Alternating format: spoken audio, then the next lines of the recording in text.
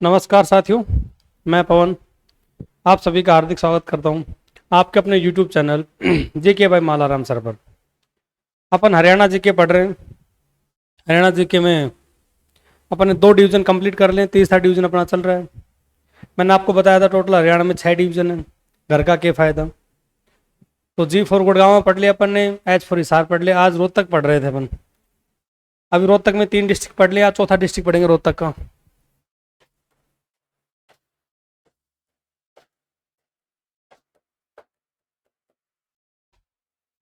अपन पढ़ेंगे हरियाणा जीके। तो हरियाणा जीके में अगला डिस्ट्रिक्ट पढ़ेंगे भिवानी।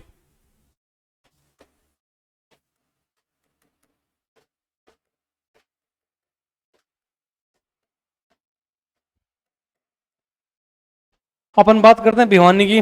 तो सबसे पहले भिवानी के क्षेत्रफल की बात करते हैं। तो भिवानी का क्षेत्रफल 3408 वर्ग किलोमीटर है। जो भिवानी का क्षेत्रफल है वो 3408 3408 वर्ग किलोमीटर है।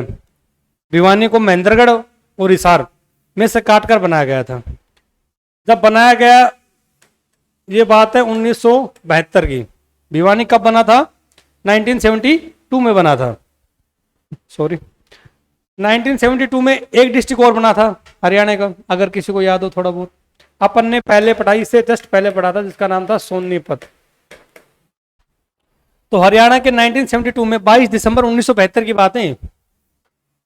22 दिसंबर 1972 1972 के अंदर 2 डिस्ट्रिक्ट बने थे। एक का नाम था सोनीपत और एक का नाम था भिवानी। तो अपन सोनीपत अपन ने पढ़ लिया। सोनीपत की में गोहाना की जलेबी बड़ी फेमस है, मैंने आपको बताया था। सोनीपत में मैंने मूर्थल के अंदर आपको इंजीनियरिंग कॉलेज बताया था। सोनीपत में खानपुर कला गांव के अंदर मैंने आपको महिला विश्वविद्यालय, फूल सिंह महिला विश्वविद्यालय बताया था। एक ककरोई सूक्ष्म जल योजना बताई थी मैंने सोनीपत के अंदर आपको। गोहाना किला भी बताया था मैंने आपको सोनीपत के अंदर। तो अपन भिवानी के बारे में देखते हैं, एक एक चीज डिटेल से पढ़ेंगे भिवानी के बारे में। तो भिवानी की स्थापना 1972 में हुई थी, 22 दिसंबर 1972 की बात है। इसका क्षेत्रफल 3408 वर्ग किलोमीटर है। भवानी खेड़ा, भवानी खेड़ा, भवानी खेड़ा इसकी विधानसभा की सीट आरक्षित है।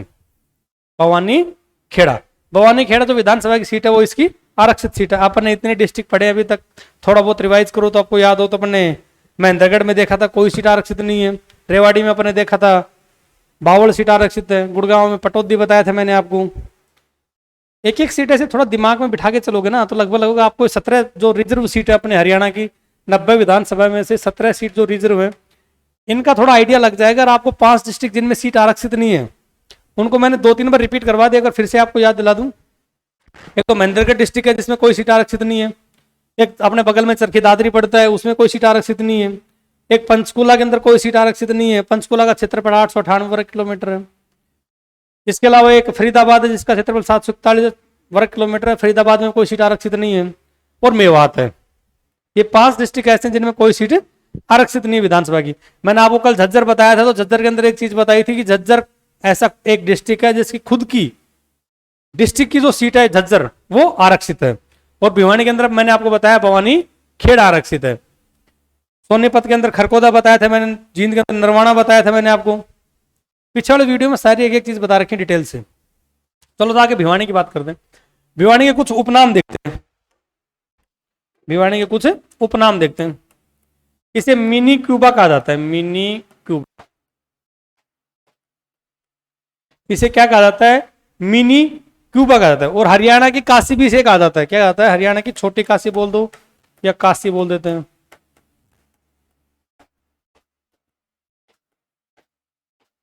हरियाणा की छोटी काशी या काशी इसे कहते हैं। काशी क्यों कहते हैं? मंदिरों की अधिकता के कारण। क्यों कहते हैं? मंदिरों की अधिकता के कारण। अच्छा जी, इसे मिनी क्यूबा कहते हैं। इसके अलावा इसे पावर हाउस ऑफ बॉक्सिंग भी कहा जाता है। Power house of boxing, power house of boxing यहां लिख रहा हूं, थोड़ा नीचे दिखाई नहीं दे रहा हो तो पावर हाउस ऑफ बॉक्सिंग,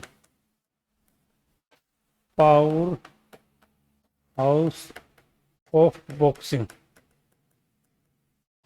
क्योंकि बॉक्सिंग में बहुत ज्यादा सितारे विजेंद्र सिंह जैसे अपने बहुत ज्यादा बॉक्सिंग के प्लेयर हैं जो भिवानी ने अपनों को दिए हैं हरियाणा को, जो काफी बार मेडल मुडल भी लाए हैं। तो इसे power house of the boxing भी कहा जाता है।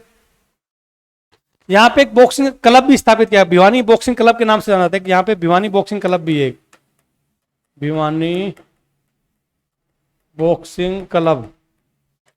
एक यहाँ पे भिवानी बॉक्सिंग क्लब भी है जो कैप्टन हवा सिंह और जगदीश जी ने जिसकी स्थापना की थी, कैप्टन हवा सिंह। चलो दूसरे पेज पे करते हैं।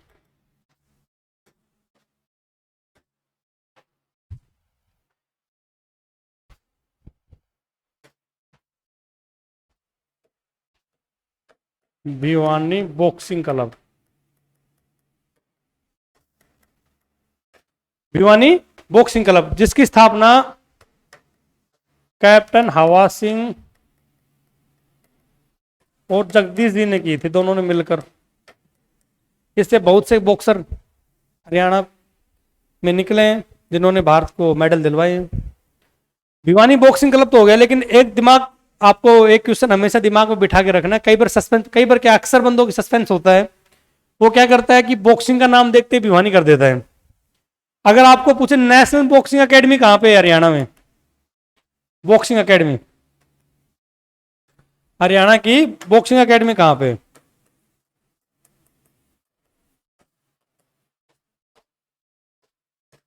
तो बॉक्सिंग एकेडमी के दिमाग में अपन को आता है कि power house of the boxing Bhiwani को कहा जाता है, तो भिवानी में होगी, लेकिन वो सरासर गलत होता है। बॉक्सिंग एकेडमी है वो रोहतक में है। मैंने आपको कल परसों जब रोहतक पढ़ाया था तो रोहतक में चीज बताई हुई कि नेशनल बॉक्सिंग एकेडमी कहां पे अपनी, रोहतक में। भिवानी बॉक्सिंग क्लब की बात करें तो वो है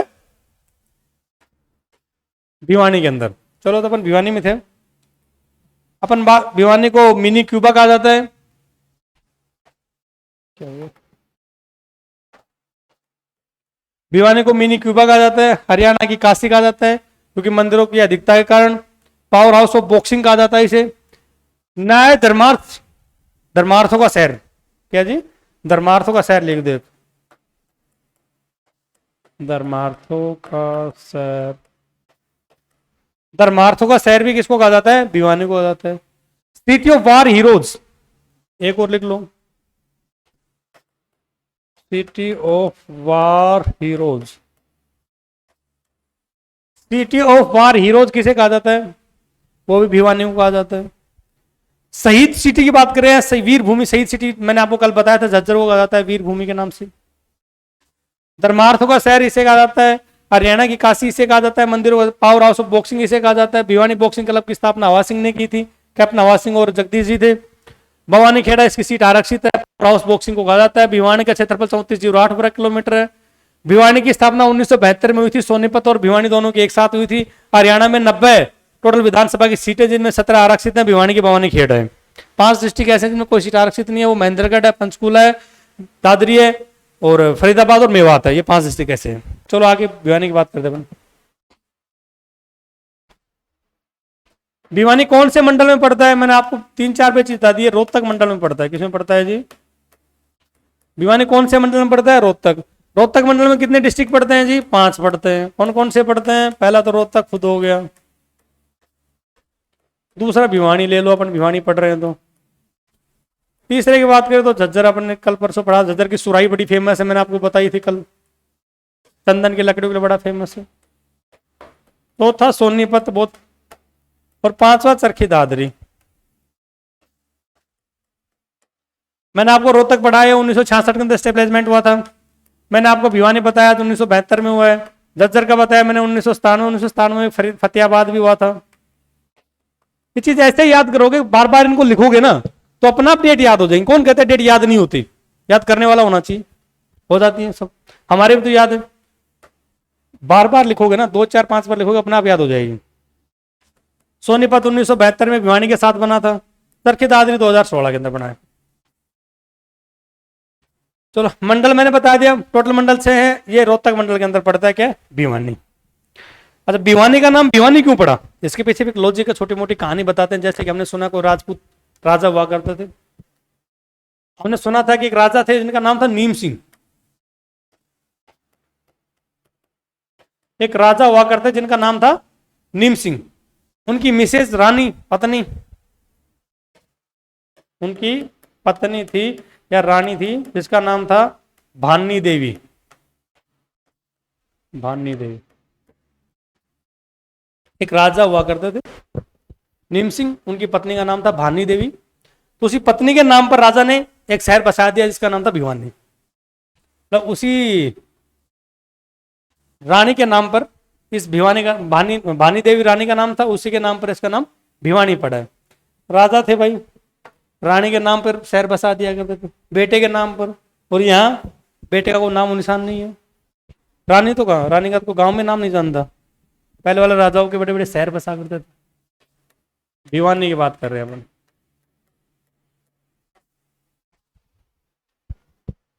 भिवानी में एक मिनी चिड़ियाघर भी है। क्या है जी? एक मिनी चिड़ियाघर है। एक बया पर्यटक स्थल है यहाँ पे, बया पर्यटक स्थल। बया पर्यटक स्थल कहाँ पे है? ये भी भिवानी में। एक डेरेगो का पहले बड़ा फेमस क्वेश्चन था, डेरेगो। डेरेगो जब तक दादरी नहीं बना था तब तक भिवानी में था, लेकिन भिवानी दादरी बनने के बाद में डेरेगो पर्यटक स्थल है वो दादरी के अंदर आने लग गया। मिनी चिड़ियाघर है यहाँ पे।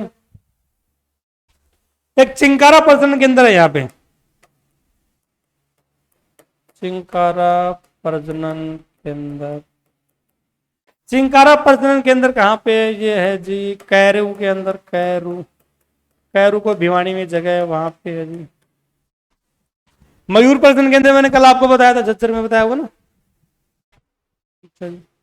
इसके आगे बात करते हैं अपन भिवानी की।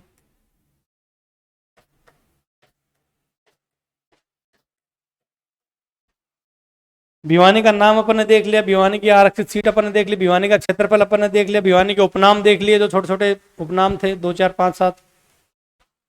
इसके अलावा अपन भिवानी की बात कर, आपने पर्यटक स्थल देखा है, एक बया पर्यटक स्थल बड़ा फेमस है भिवानी का। एक यहाँ पे चौधरी बंसीलाल यूनिवर्सिटी है, चौधरी बंसीलाल, चौधरी बंसीलाल यूनिवर्सिटी है जो भिवानी में। देवीलाल पूछेगा, चौधरी देवीलाल यूनिवर्सिटी कहाँ पे है? चौधरी देवीलाल तो सिरसा में है। क्यों सिरसा को रहने वाले? चौधरी बंसीलाल की बात करेंगे तो भिवानी में है।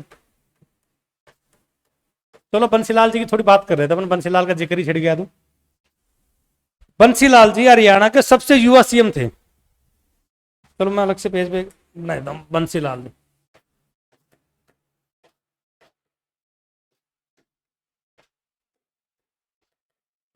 बंसीलाल जी हरियाणा के सबसे युवा सीएम थे। ये 41 साल के सीएम बन गए थे, सुना था हमने, देखा तो हमने भी नहीं भाई, पर जैसे बुक्स में लिखा हुआ है सुना है कि 41 साल के सीएम बन गए थे, सबसे युवा सीएम। इन्हें हरियाणा का लौह पुरुष कहा जाता है।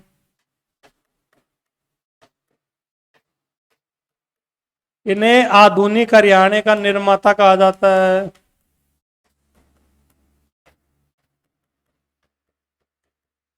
शिल्पी ऑफ हरियाणा, शिल्पी भी कहा जाता है इसे हरियाणा का। लौह पुरुष कहा जाता है इसे, विकास पुरुष के नाम से जाना जाता है इसे।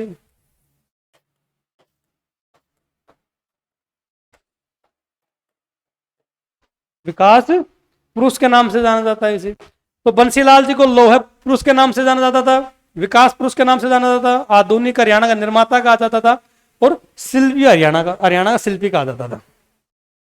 चलो देखते थोड़ा बहुत। ये 1975 में सेंटर के अंदर रक्षा मंत्री बन गए थे जी। ये हरियाणा के पहले शिक्षा मंत्री हुआ करते थे। शिक्षा मंत्री, पहला शिक्षा मंत्री हरियाणा का,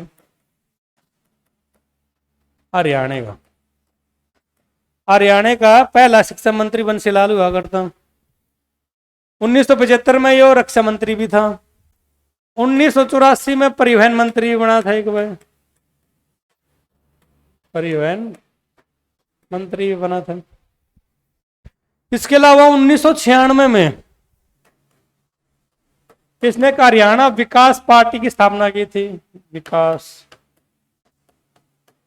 हरियाणा विकास पार्टी की स्थापना 1996 में की थी। एक हरियाणा विशाल पार्टी भी बनी थी हरियाणा के अंदर, अगर याद हो थोड़ा बहुत, हरियाणा विशाल पार्टी, हरियाणा विशाल पार्टी वो राव वीरेंद्र जी ने बनाई थी।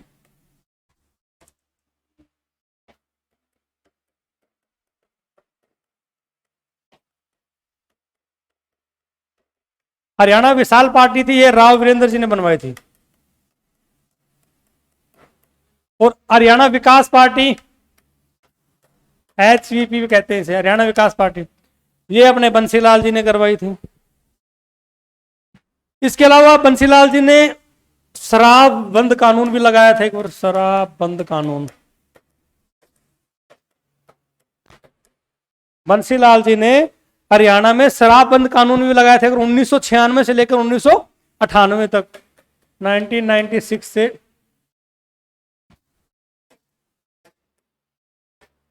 थोड़ा नीचे ले गया थोड़ा।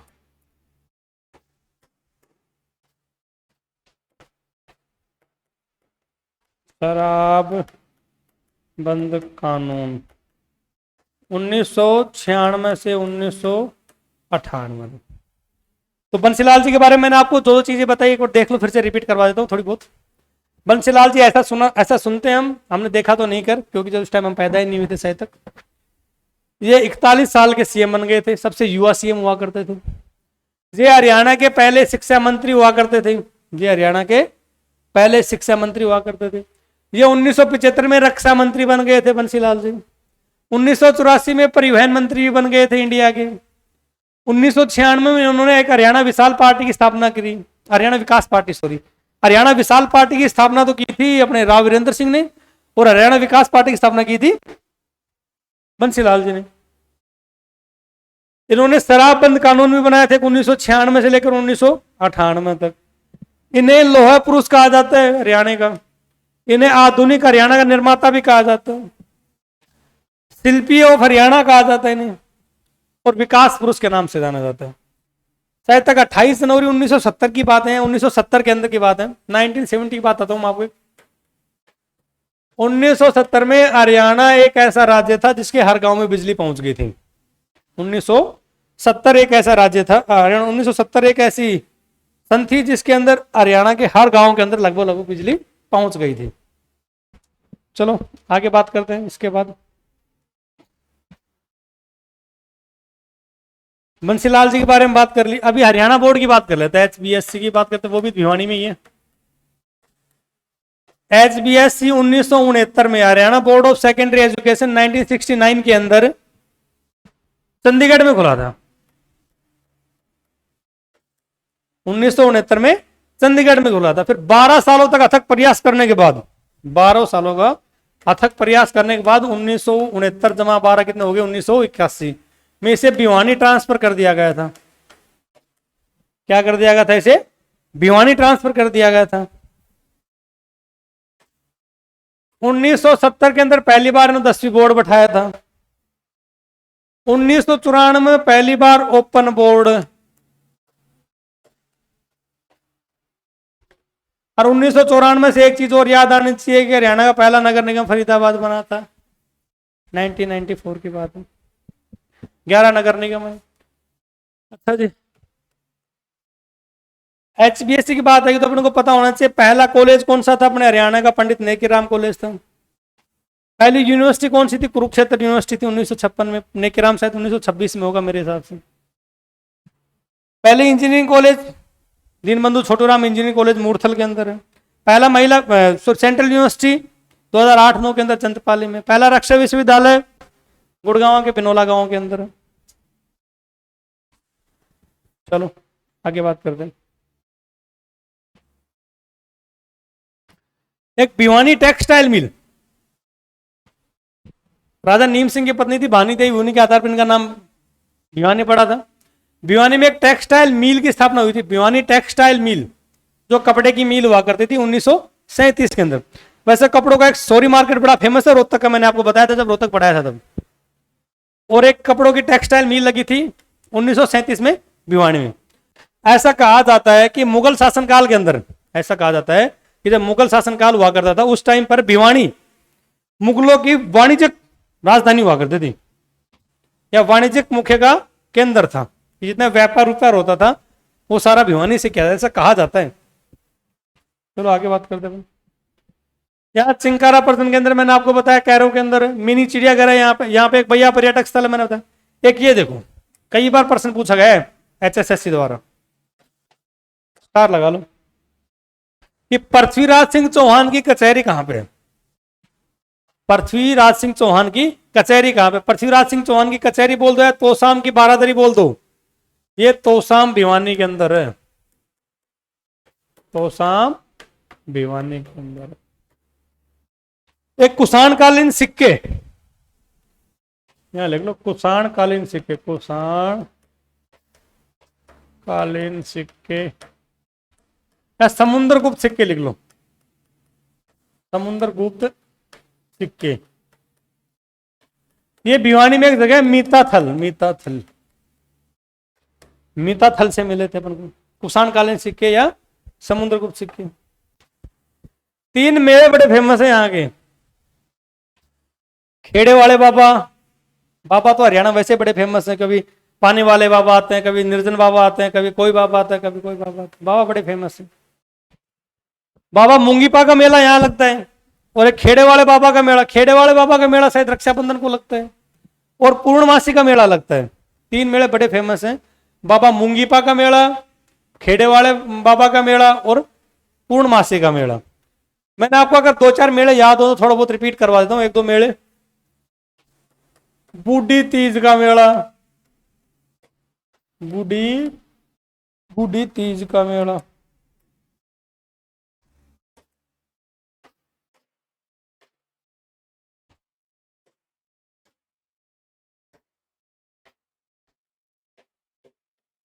बूढ़ी तीज का मेला। एक शीतला माता का मेला, भगत पूर्णमल का मेला। ये तीनों मेले गुड़गांव में लगते हैं। घंटेश्वर मंदिर रेवाड़ी में है। एक डेरा सच्चा सौदा मैंने आपको बताया था है सिरसा में, लेकिन उसका मेला जींद में लगता है। ढूंढुआ मेला, ढूंढुआ का तीर्थ स्थान भी जींद के अंदर मैंने आपको बताया था। बुद्धो माता का मेला गुड़गांव में लगता है, अपने महेंद्रगढ़ में लगता है, नांगल चौधरी के पास में।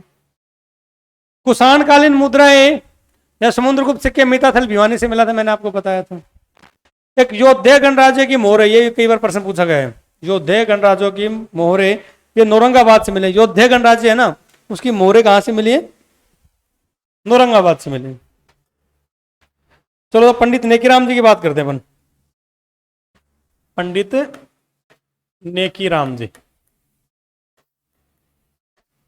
ये तो वैसे नेक दिल आदमी है, नाम ही नेकीराम है। इनका जन्म 1887 में हुआ था, जहां तक मेरे को याद है।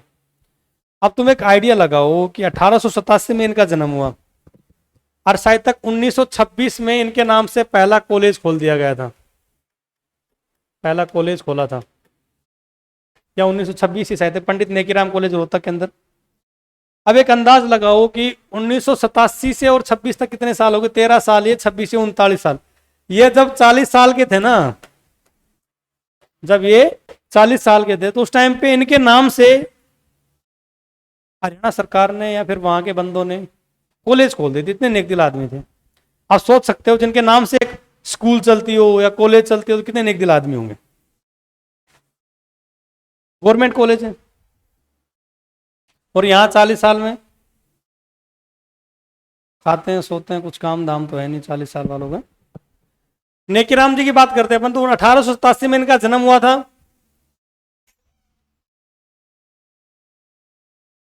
इन्होंने जो प्रथम विश्व युद्ध था उसके अंदर महात्मा गांधी जी ने तो सैनिकों को भर्ती करने के लिए उन्हें भर्ती करने वाला सार्जेंट कहा था, भर्ती करने वाला सार्जेंट कहा था।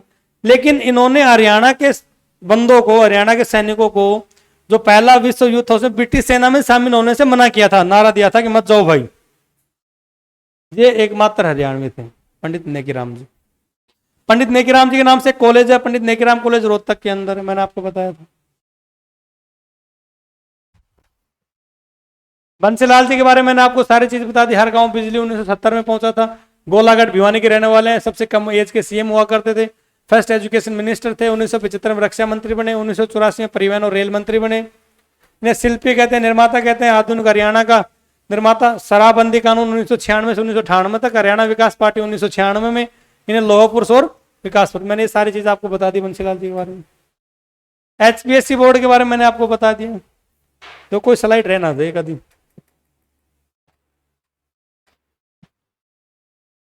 मैंने ये चीज आपको भिवानी के बारे में धर्मार्थ न्याय आयोग का शहर मैंने आपको बता दिया।